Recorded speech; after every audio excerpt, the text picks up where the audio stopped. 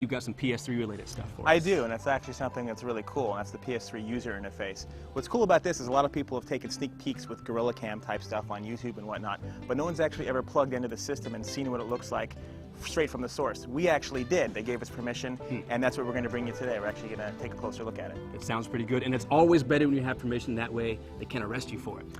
Depends on who you are. Yeah, it's always a problem. Let's check it out. So this is what you're going to see when you boot up your PlayStation 3 this November. We start off here with this very nice user menu.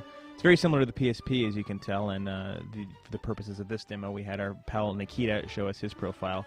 Very simple. You can log in or out just like you can on Xbox Live. And then here we have system updates. So it works just like a PSP, where you can hook up and grab the latest updates if you're connected to the internet. And then system settings, which is pretty self-explanatory. You can go ahead and hop in there and fix whatever you need to. Date and time, of course.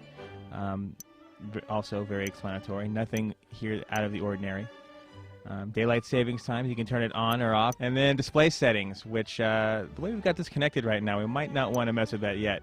But we do have sound settings, and here you can see you can choose HDMI, optical, AV, and we won't mess with those either. That way you can hear it.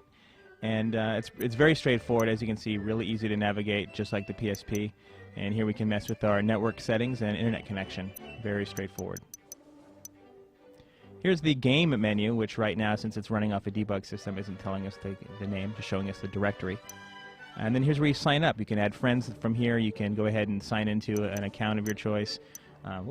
Go back to your add a friend and go ahead and go to your message box, see if anyone sent you an email. So it's very straightforward, very user-friendly, and should be familiar for anybody who's ever played with any sort of user interface before. Let me show you the display settings real quick. We're going to try our luck here. Here it is, visual output. So you can see you still have HDMI and component, all sorts of options. You can actually select which connector, but I believe that this right now is just on the debug unit. They haven't really confirmed whether or not that's final. Don't want to mess with this, that could be bad. It shows you here you can choose what type of display you want to show. Standard, you can go all the way from 480 all the way up to 1080p.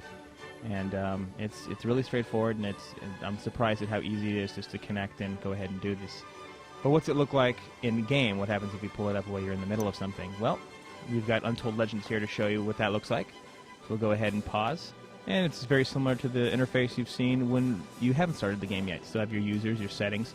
And now you have a new option. You can quit the game with a handy little disk icon, even though this version's not using a disk. And you can go straight to your friends list. And it's very straightforward and very user-friendly. And all you have to do to bring it up is press that little PlayStation button in the middle of the controller. And there it is.